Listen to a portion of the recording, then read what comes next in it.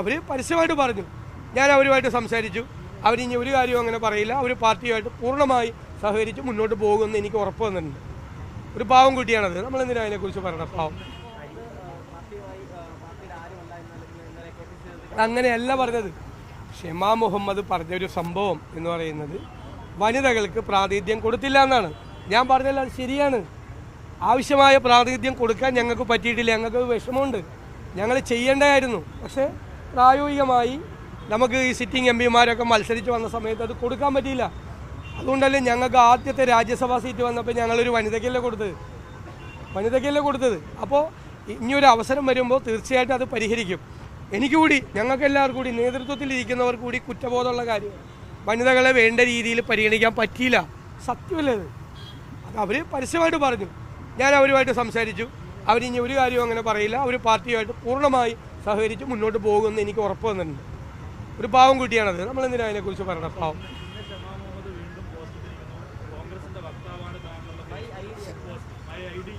ആണല്ലോ.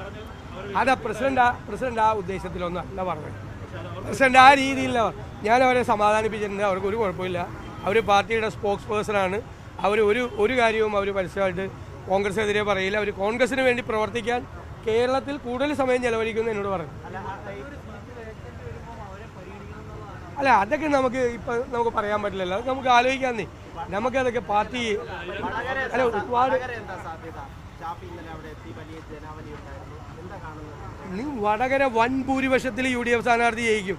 ഇന്നലെ കണ്ടപ്പോൾ നിങ്ങൾക്ക് തന്നെ മനസ്സിലായില്ല. കേരളത്തിൽ ഏതെങ്കിലും സ്ഥാനാർത്ഥി അതുപോലെ ചെന്നിറങ്ങിയിട്ടുണ്ടോ? എന്തായിരുന്നു അവിടെ? മുഴുവൻ വടകരയെ അദ്ദേഹത്തെ ഹൃദയത്തിലേക്ക് ഏറ്റുവാങ്ങുകയായിരുന്നു ചെയ്തത്. ഞങ്ങളുടെ ഒരു കണക്കുകൂട്ടലും പഴക്കില്ല. ഒരു കണക്കുകൂട്ടലും കൃത്യമായ കണക്കാണ്. നിങ്ങൾ നോക്കിക്കോ, 20 സീറ്റും ജയിക്കും. എഴുതി വെച്ചു.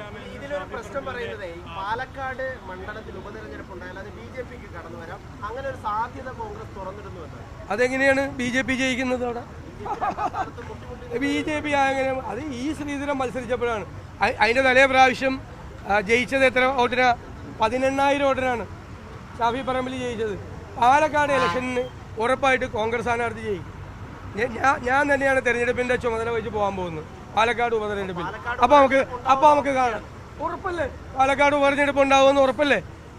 എനിക്ക് നേരത്തെ തന്നെ പാർട്ടി ചുമതല വന്നിട്ടുണ്ട്. നേരത്തെ തന്നെ പാലക്കാട് ഞാൻ വാക്ക് കൊടുത്തിട്ടുണ്ട്. അവിടെ ഷാഫി ഇപ്രാവശ്യം ജയിച്ചതിൻ്റെ എഴുതി വെച്ചോളാം. ഇപ്പം 3 ഇരട്ടി ഭൂരിപക്ഷത്തിൽ പാലക്കാട് UDFന്റെ സ്ഥാനാർത്ഥി പാലക്കാട് അസംബ്ലി മണ്ഡലത്തിൽ ജയിക്കും ഉപതെരഞ്ഞെടുപ്പിൽ. നിങ്ങളിപ്പോൾ എഴുതി വെച്ചോ? നിങ്ങൾ പോയി എഴുതി വെച്ചോ?